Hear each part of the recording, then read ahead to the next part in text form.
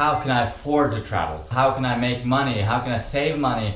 Is it possible to travel for free? And after 4 years of traveling, we figured out the answers.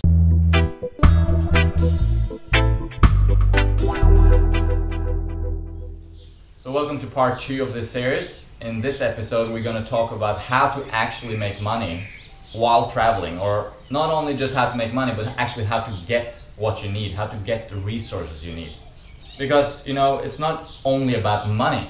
Remember, money is just a currency. Money is representative of energy. So money is worthless, obviously, but the money represents energy invested. So you work and you get money and you can spend that money on something. I mean, obviously we all know how money works. The point is, money is not always what you need. You will be able to travel even for free if that's what you want. But that doesn't mean you truly travel for free. It just means you travel without using money. You just exchange energy in different ways. So, but let's first get into just money. Like, how do we make money? Can you make money while you're traveling?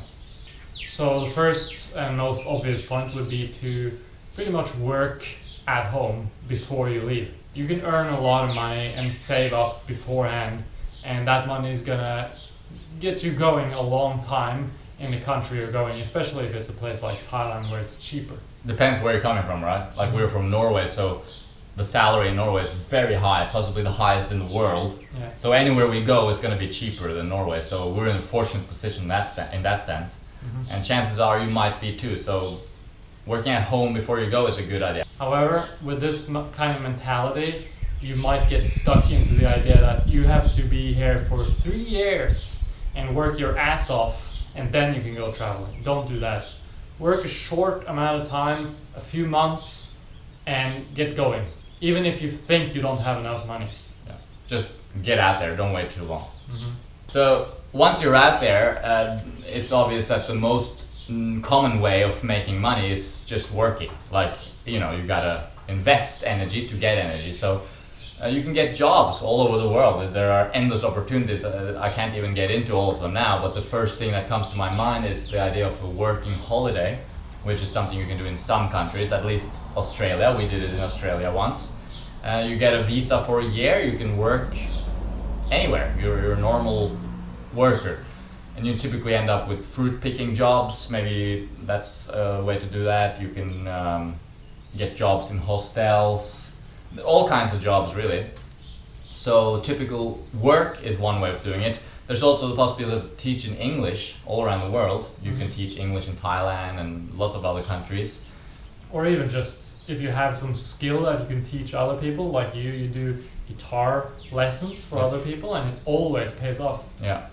So, and obviously the truth is that you can't really legally work on a normal tourist visa usually.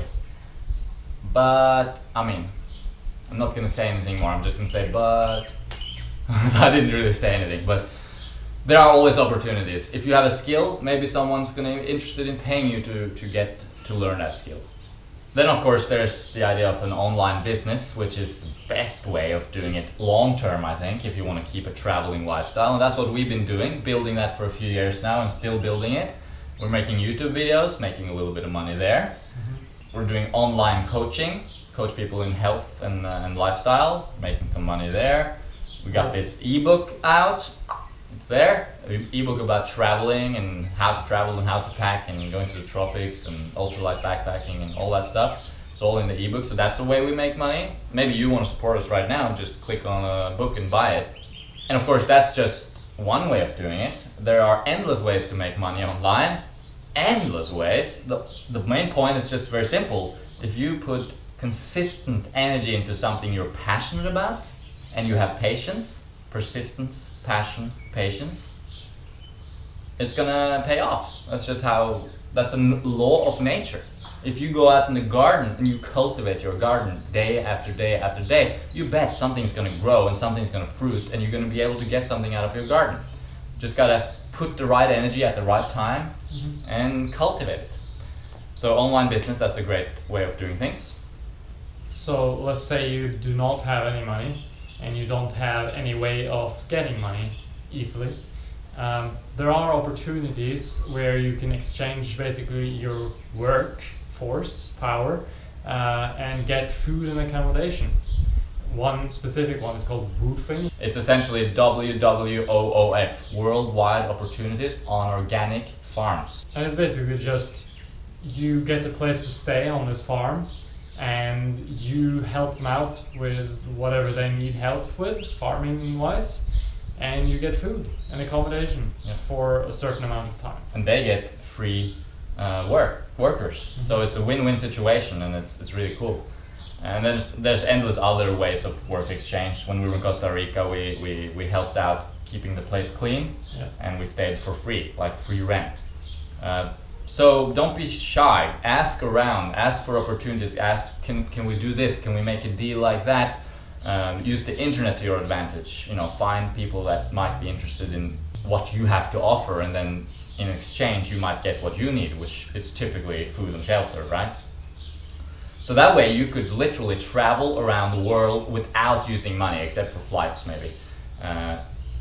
Living free shelter, free food, but of course it's not free. You're working for it. It's just not involving money. So in the end, you just have to be creative. There are endless ways of getting money. Seriously. One time I even went out on the street and did like a street performance as a statue, kind of strange thing, and it worked. So you can do whatever, you just have to be really creative. Last but not least, I think it's good to be open to resources coming to you without any apparent investment even. Gifts and donations, that's just, you know, if you look at an individual working and then receiving energy in exchange for that, that's how it usually works. But of course, if you extend your vision to the larger things, the macrocosm as opposed to the microcosm, and you see the world as a whole, you see that there are energy flows that are beyond just the individual. So sometimes you might receive something that you didn't do anything for, but in a way, it's just part of the whole system, if you know what I mean. It's kind of like it's kind of like when you're living on benefits, you know, when you get money from the state because you don't have a job. Why are you getting money from the state? Well, it's because you're part of it, and your ancestors, they built the state maybe, and therefore you're entitled to help from the government, even though you personally didn't do anything. So you got to see this as a whole and realize that sometimes people want to give you money. People want to give you things, and we've been in situations where people have just come up to us with like a box of fruit out of nowhere, just when we needed it, right? And we've been in situations where people have just come up to us and said, I want to give you money. Like there was this woman one time in the Canary Islands, she just came up to us and said, I like what you're doing, it sounds cool. I want to support you in your project, here's 50 euros or something like that. Yeah. And that was just like, wow, thanks. And that happens. If you're just passionate about what you're doing, you don't even have to be passionate. It's just be yourself. Just be yourself, and things will flow into your life just when you need it. It's magical. And of course, one of our main sponsors is our parents. We're very fortunate that we have these very generous parents.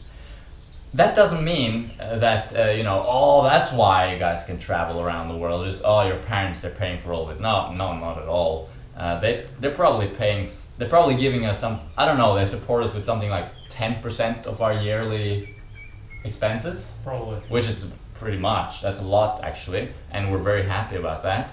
And it helps us out a lot. So many situations where we're like, oh, just barely getting by, and then our parents, you know, they give us a little money, or maybe they support us by giving us an opportunity to make money. So we might, you know, at home when we're in Norway, they might say, we need some help with the house, you guys want to paint the house, and they pay us for it as a job, and that's great, giving us opportunities rather than just giving us money.